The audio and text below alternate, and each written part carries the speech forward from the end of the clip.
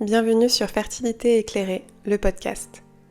Je suis Julie Folenius, naturopathe experte en fertilité et équilibre hormonal. J'accompagne les femmes à reprendre le pouvoir sur leur fertilité et les guider sur le chemin de la maternité. Ma vie a changé lorsque j'ai compris que l'équilibre hormonal était essentiel pour notre santé et que j'avais le pouvoir de changer les choses pour me sentir enfin connectée à mon corps. À travers ce podcast, je souhaite vous partager mon expérience et expertise pour vous guider vous aussi dans ce parcours. Nous aborderons les thèmes de la fertilité, les hormones, mais aussi la grossesse et la santé féminine, avec de temps à autre des invités qui nous livreront leur histoire. Je vous laisse découvrir l'épisode du jour. Belle écoute! Bonjour à toutes et à tous. Je suis heureuse de vous accueillir pour ce premier épisode de podcast. C'est un format qui m'a été beaucoup demandé et je suis ravie de pouvoir vous le proposer aujourd'hui.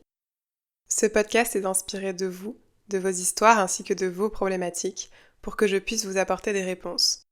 Pour ce premier épisode, que j'ai intitulé épisode 0, j'avais envie de vous introduire un petit peu mon parcours, qui je suis, d'où je viens et pourquoi j'ai créé Fertilité éclairée. Pour celles et ceux qui ne me connaissent pas encore, je m'appelle Julie, j'ai 24 ans à l'heure où j'enregistre cet épisode et je suis naturopathe spécialisée en fertilité et équilibre hormonal. Mon parcours est un petit peu atypique et peut-être fera-t-il écho à certaines ou certains d'entre vous, du moins je l'espère. La naturopathie n'est pas ce par quoi j'ai commencé, même si j'ai toujours été attirée par le domaine de la santé au sens large du terme. J'ai toujours été fascinée par les plantes, la nature, l'aide que celle-ci peut nous apporter.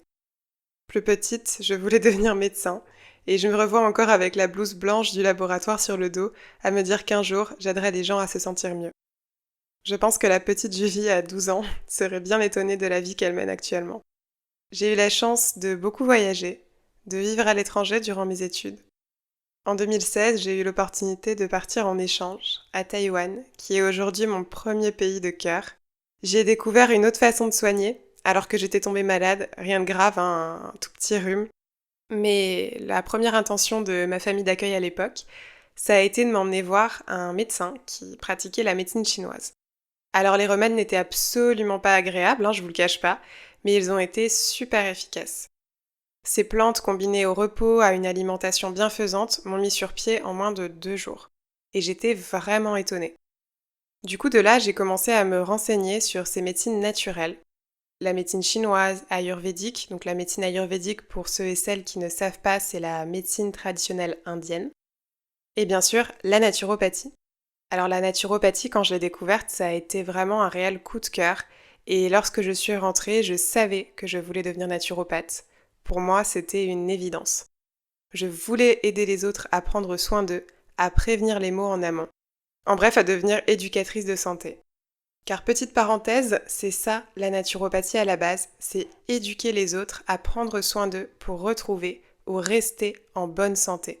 Alors je reviendrai sur ce qu'est la naturopathie dans un prochain épisode de podcast pour vous expliquer en détail ce en quoi elle consiste et son action qu'elle peut avoir sur la fertilité, sur l'équilibre hormonal et la santé en général. Lorsque je suis retournée en France, j'ai alors compris que c'était ce que je voulais devenir, je voulais être naturopathe, mais encore fallait-il que je sache comment. Les écoles en France, elles commençaient tout juste à émerger, on commençait à parler un petit peu plus de la naturopathie, mais c'était encore un petit peu flou, d'autant plus que la naturopathie n'est pas reconnue en France. Il y avait beaucoup d'écoles, et elles avaient toutes la même contrainte, c'est avoir 21 ans révolus pour pouvoir débuter le cursus. Là, ça a été le coup de massue. À l'époque, j'avais 18 ans, et je devais donc attendre 3 ans avant de pouvoir entamer ces études qui me tenaient tant à cœur.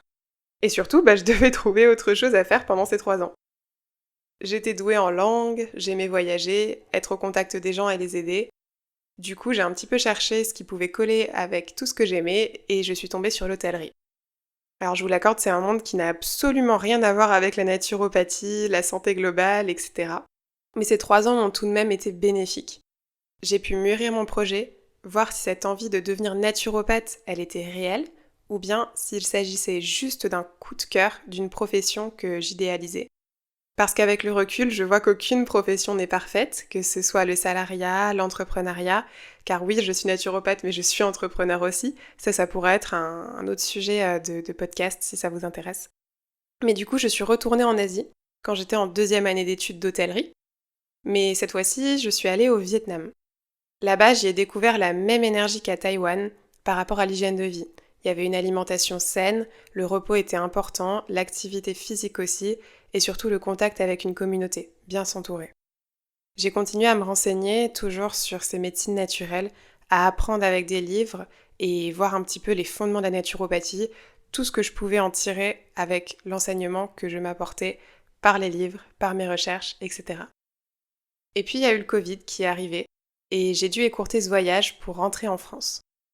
Alors j'ai eu la chance de pouvoir vivre ce premier confinement à la campagne, où j'ai pu réellement faire une introspection sur ma vie à ce moment-là. J'avais toujours ce désir profond de devenir naturopathe. J'ai fait des tableaux des écoles sur Excel, j'ai même hésité à faire mes études en Australie ou au Canada, là où la naturopathie est reconnue. Finalement, après de nombreuses recherches, mon choix s'est porté sur ISUPNAT, donc c'est l'Institut supérieur de naturopathie à Paris, qui est reconnu par la FENA, donc c'est la Fédération des naturopathes, en France. À la veille de mes examens de licence en hôtellerie, j'ai reçu le coup de téléphone qui allait changer ma vie. J'étais acceptée pour débuter le cursus intensif de naturopathe en 18 mois à ISUPNAT. Donc avec ma licence en poche, j'ai débuté quelques mois plus tard mes études pour devenir naturopathe et j'étais comblée. Rapidement, durant mes études, 2 domaines m'ont directement intéressée.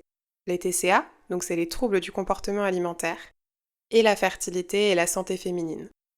Étant touchée par la boulimie et l'hyperphagie à l'époque, je me suis alors instinctivement dirigée vers cette branche-là.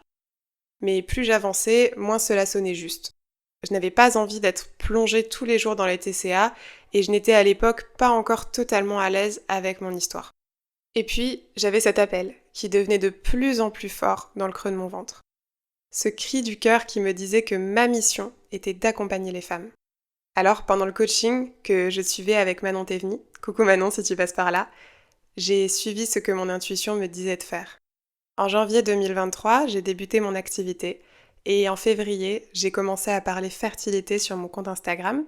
Si vous voulez me suivre, c'est @fertilité.éclairé sans les accents. Et en mars, je me suis formée à la symptothermie, donc c'est une observation du cycle qui est basée sur la prise de température basale et l'observation de la glaire cervicale.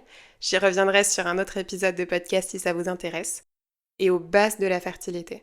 Puis les formations se sont enchaînées sur le SOPK, le SPM, donc le syndrome prémenstruel, l'endométriose, l'adénomiose, la micronutrition, la phytothérapie par rapport à la santé féminine, le suivi en PMA, etc., etc. D'ailleurs, je continue toujours à me former, je n'arrête jamais d'apprendre, c'est quelque chose que j'adore faire. En juillet, donc de l'année dernière, en 2023, j'ai organisé mon premier challenge gratuit d'1 semaine pour vous guider dans votre parcours fertilité. Puis en août, Petite Graine, donc c'est mon accompagnement sur 3 mois pour optimiser la fertilité, est né et le nom de mon compte s'est transformé pour devenir Fertilité éclairée. Aujourd'hui, j'ai accompagné plus d'une 30aine de femmes et de couples et je ne compte pas m'arrêter là. Voilà, vous connaissez à présent toute mon histoire, ou presque en tout cas. À présent, c'est à vos côtés que le reste de mon chemin va s'écrire. Et c'est grâce à vous qui me suivez sur mes réseaux et aux femmes que j'accompagne que l'aventure Fertilité éclairée se poursuit.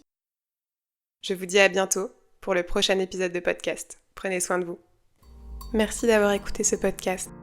S'il vous a plu, n'hésitez pas à le liker ou à mettre un commentaire sous votre plateforme d'écoute.